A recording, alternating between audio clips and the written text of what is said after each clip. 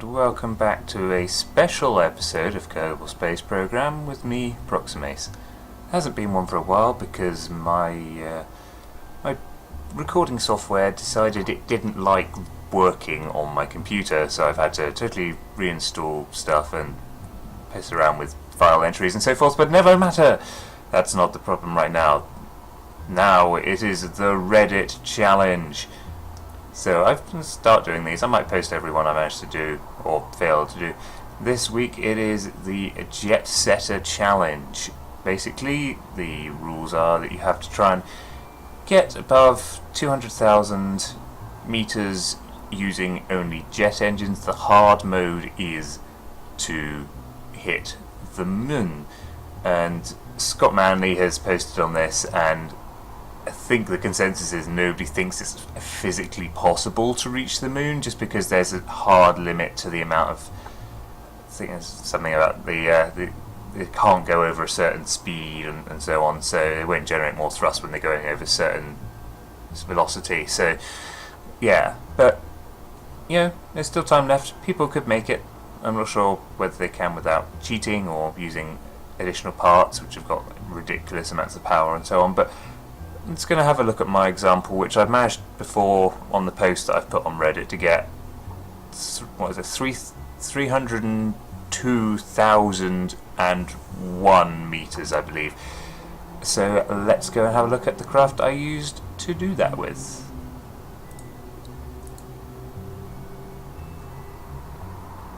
Right, here we are in the production building with the Jet Challenge. I've scrolled up so you can't see it. So dun dun dun dun dun dun dun dun dun dun dun. This is the craft I use for the Jet Challenge. It's quite simple. It's got the Probodobodyne. the little thing on the top there. And then I kind of made this longer for balancing reasons, but I've used these cubic octagonal struts rather than this girder segment, because you can see it's about the same length, but that girder segment you see there weighs 0.375, and each one of these octagonals is 0.001, so basically you'd have to use 375 of these to weigh the same as one of those. So obviously this is the best way to do it. So I've got the smallest, well, not the smallest, but one of the smallest in terms of length fuel tanks. It's still the 2.5 meter. Isn't it? That's the 1 meter one, because it's got the just the slightly more high altitude jet engine on, not the standard basic jet engine, but this turbo jet engine. And then obviously it's air hugging with 8 air intakes at the back there. They're set at the back because they generate drag. If you put them in front of the engine or high up, then they really make it highly unstable and want to flip over. That's kind of one of the reasons I've made this quite long. Originally this was kind of more fuel tanks, but I then pared it down to reduce weight because you really don't use that much fuel. And apart from that, yeah, it's just struts coming out from the fuel tank, going down past the engine. So if we zoom in here, down past the engine, and then underneath the jet air intake. And apparently metal takes air to jet engines. Yeah, who knew?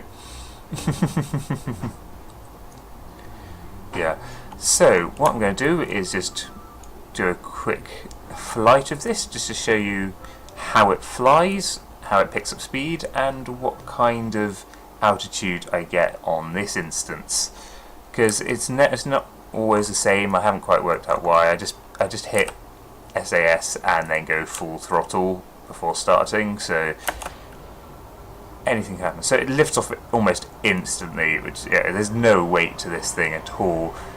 So now the jet's starting to spool up in there. You can see the power now rising up there. So it's quite a quick one, this one. Once you manage to fiddle around and get one that's stable, the actual flights themselves don't take very long, because most of the examples I've seen are things like this, which are, 1, maybe 2 jet engines, You have seen some with more, but when you start getting more, you start getting worrying about it being stable. You can add in more and more weight. So this is probably about as pared down as you could probably make it. So here we go, really picking up speed. So we're getting re-entry effects while going up, which is always a good thing. So you see the speed really increasing, just like, you know, over a kilometre a second, and still picking up speed. The problem is we're now going to run out of intake air. So there you go, 1690 meters per second was the highest we got. So how high has that managed to make us get? 240. Right. Now see, this is kind of one of the things, is that I seem to get different heights every time I do this. I'm not entirely sure why. I think sometimes I throttle back to try and extend the intake air. I don't know if that might help. But there we go, 240, so that's over the 200,000, so that would be an acceptable attempt. But what I'm going to do is end the flight and seeing if throttling back right at the top actually will get us a little bit more height, because that would be nice.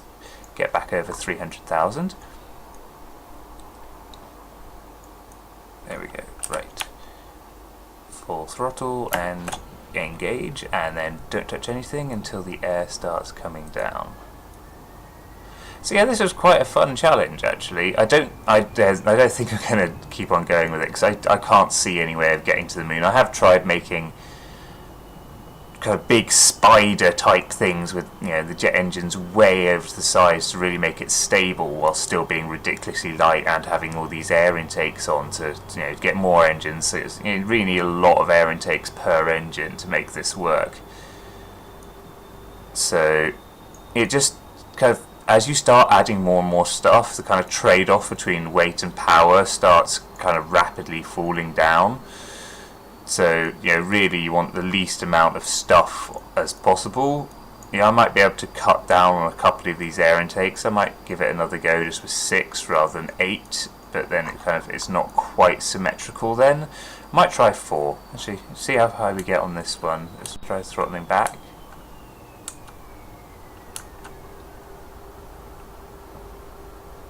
Ooh, yeah, we got another 20 meters per second there. So that's taken us up a bit. So yeah, see, with a bit of fiddling around you get that. I'm not quite sure how I managed to get that 301, but I do have screenshots of it, which are, you know, are on Reddit, so you can see them. I obviously posted under Proximace, so that just takes it to an online photo gallery, which I posted those screenshots. So let's end this flight, and now let's see if by reducing the number of air intakes I can actually, because I've got a lot of weight on here with all these, so 4. Right, let's see if that works.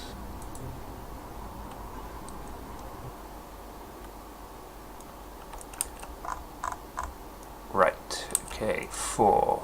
Let's see if we get any different. So again, straight up liftoff. I did originally have like one of the mini AS, you can see the monolith in the background there, just the mini SAS modules on the top, but you really don't need them because you've only got a single central. You know, if you're making them more complicated, you'll probably need it just to deal with the fact that there's a lot of drag for the mass and speed that's going on. But you know, this style of craft that most people seem to be putting together is quite balanced. The only thing that, you know, I quite like to do is see if I can fiddle around and try and get one which can actually take a Kerbal rather than just using the little micro thing. The problem with that is that the cockpits are so heavy. One cockpit probably weighs about as much as this whole craft does right now. So, right, we're losing intake air earlier. That's the thing, and it's air deprived. Yeah, right. So we still got over 200, but that wasn't nearly as good. Right, let's try upping it to 6.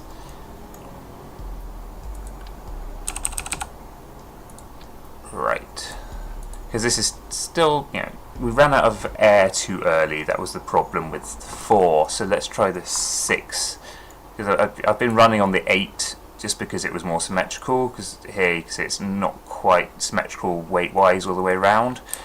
and I was just worried it was going to make it unstable when we're dealing with such light craft and such high speed. But let's try this and see how it goes, because you never know, it might be symmetrical enough. It is symmetrical, but it's kind of slightly not quite symmetrical in all four directions. So we'll see how this goes. So it's keep a watch on the intake air. Really want to make sure you keep a watch on that, because that's going to be the main problem.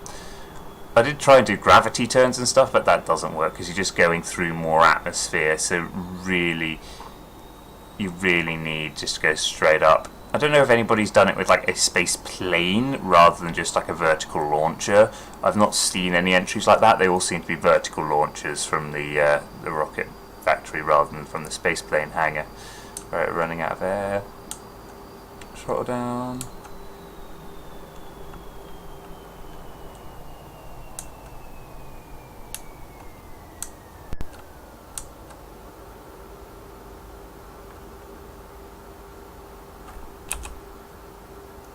No, so that was bad again. So yeah, that 8 seems to be the best I've got, and that seems to be it.